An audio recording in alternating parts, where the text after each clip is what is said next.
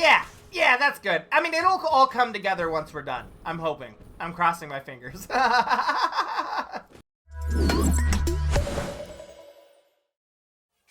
Don't mind me, I'm just a little bit late to the holiday festivities, so I'm just gonna collect my gifts and get into today's video.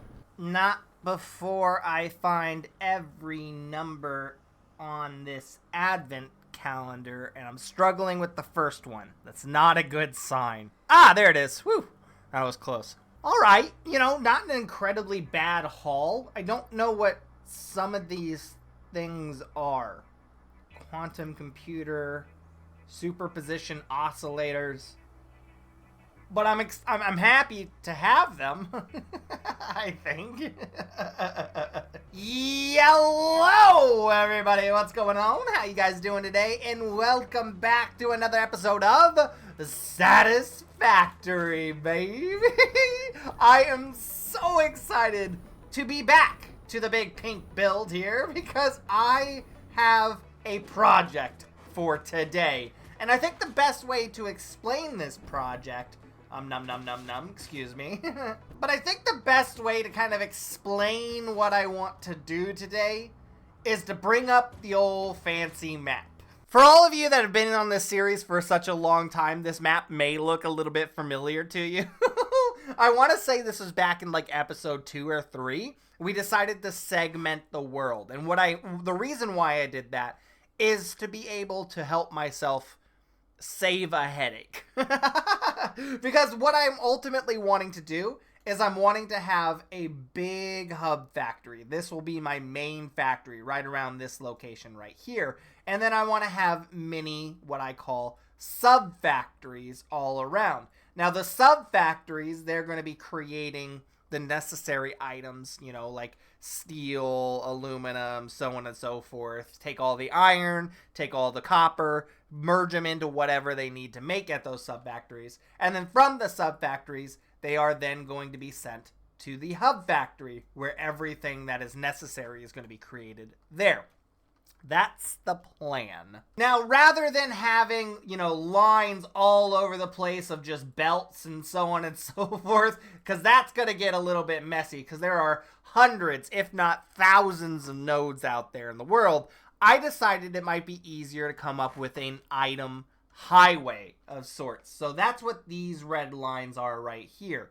Those red lines are going to span from one part of the biome over to the other part of the biome in order to get every single node to the sub-factory. For example, my sub-factory is right here in this area. So for example, I think there's a node here, a couple nodes here, so on and so forth. What I'm going to do is send those nodes to the item superhighway right here, and it will then be sent down the item superhighway to a central point here. Same thing over here. If there's some nodes over here, for example, they're going to go to the item superhighway. That's going to get sent down this way, and then it is going to unload here at the sub-factory. So this way, I'll be able to get every single item in the whole entire world over to my sub-factory. But, one step at a time. If I tried to do this with the whole entire world, that would be a little bit rough. But instead, I'm going to go ahead and do it one biome at a time. So, let's get started making some blueprints. So, there are going to be 3 different types of item transferring from point A to point B. Point B being the sub-factory. I think, obviously, we're going to need pipes, right? Because eventually we're going to get oil going through there. I think we're going to get steam. Is steam one? I think steam's one.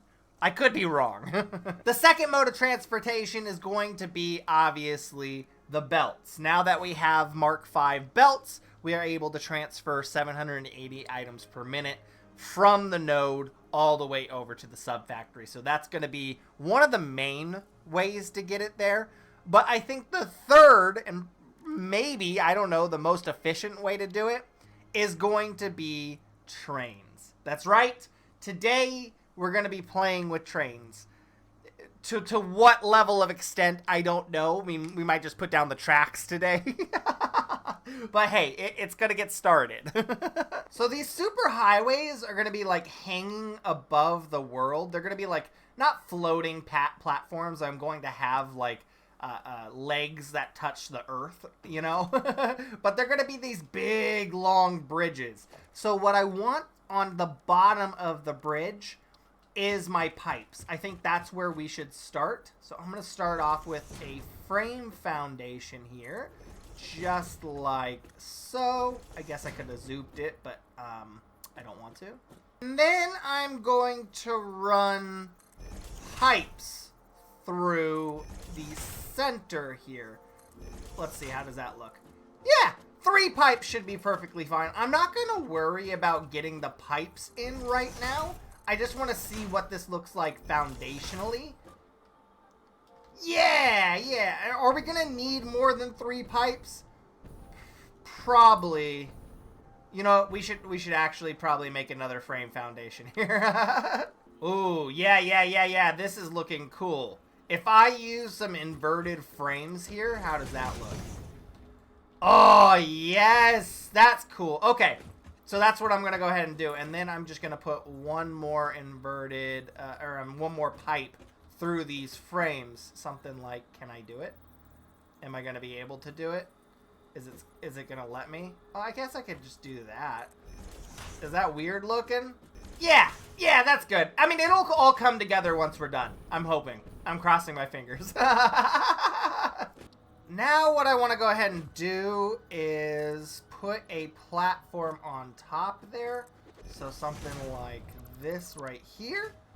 Yes, and that's just going to span the whole entire area of the blueprint. Just like so. Now, I don't know why, but I really like these hex frames. Like, I use them pretty much everywhere that I possibly can. And I just think they look super sick. Yeah. So I'm going to go ahead and split up into 3 sections here. There's going to be 1 section off to the left, 1 section in the middle here, and then 1 section on the right, just like this. Now the plan is I want to go ahead and put my trains on these outside sections. Can I not turn this? Just like that. Now, I don't think there's going to be any clipping happening, but the train is going to go on one side in one direction. So it'll go in that direction, and then once it gets to the end of the line, it'll do a circle, it'll loop around, and then come back on this side of the railroad. Do want to add a tad bit of detail, too. I wonder, is that going to look good? We'll make that look good. But I do want to add a little bit of detail to these things, too. I think the more detail is really going to bring this thing to life. As of right now, we're just going to bare bones it. But then we're going to really decorate this thing. I think, yeah, I think that's going to look super cool. And then we could add these, like, half walls underneath. Not saying I would add this one, but something along those lines. Yeah, that looks a little bit better there. Now, eventually, we're going to have to design another blueprint like this one, but it's going to be a train station instead, so that the trains will have a place to stop. And then we can just plug and play. We'll just put these down wherever there's a major train station. Did I just warp through the ground? I freaking did. That was great. Now, in this middle part, there's going to be these guys right here, because this is where the belts are going to go. And I believe, that's going to, that looks, does that look weird? No, that doesn't look weird. We're good. And we are just going to have rows and rows of belts. So you can see here, there's 3 belts here, 3 belts here, 3 belts here, 3, and 3. And we're going to go up, I think, even 1 more. Should we go up 1 more? Yeah, I'd rather go up uno más here. So we'll have a 4 by 1, 2, 3, 4, 5, 6, 7 rows of belts here. So when we're looking on the outside, it's just going to be a bunch of item belts going from one side to the other. So I'm just going to copy and paste that over here. Now, I'm not going to run the belts from one side to the other just yet, because I think that will be a waste of resources, especially at the beginning of the highway. When there's not that many nodes, right? Then why would I run the full 28 item, or the 28 rows of items? Wouldn't make too much sense. So what I'm gonna do is just run what's necessary from one side to the other, and then whenever a node comes in from the middle of the superhighway or whatever, I will break this hex frame window and I'll put in something like this conveyor wall. So that way I could just put it in and then merge it into, or just not even merge it because there won't be an existing line, but I'll put it onto the track going the direction that it needs to go. I think that's what we're gonna do. Yeah. You know what? Now that I got a top on this too, would it be too much to make this into like a highway for cars as well? I mean, we already have 3 major transportation methods: pipe, belt, and railroad. Do I want to? I do want to make this a car. Yeah, we're gonna make this a road. Yeah. Oh yeah. Yeah, that looks so much better. And then we even have what are these? I know I got them, but what is it? Oh, that's kind of cool. Oh man, I kind of wish. Wait, does it cost stuff though? It does. It costs presents. Well, now we'll know for next Christmas. That's really cool. That's a cool thing. Now, what does this thing do? So I only had tractors over at the base, but I didn't have a truck. That is a beefy dude. What's the difference between a truck and a tractor? It's space, I'm assuming, right? Is that more space? Oh, it's got a crafting bench too? That's cool. Okay, but I'm assuming it probably burns more gas too, right?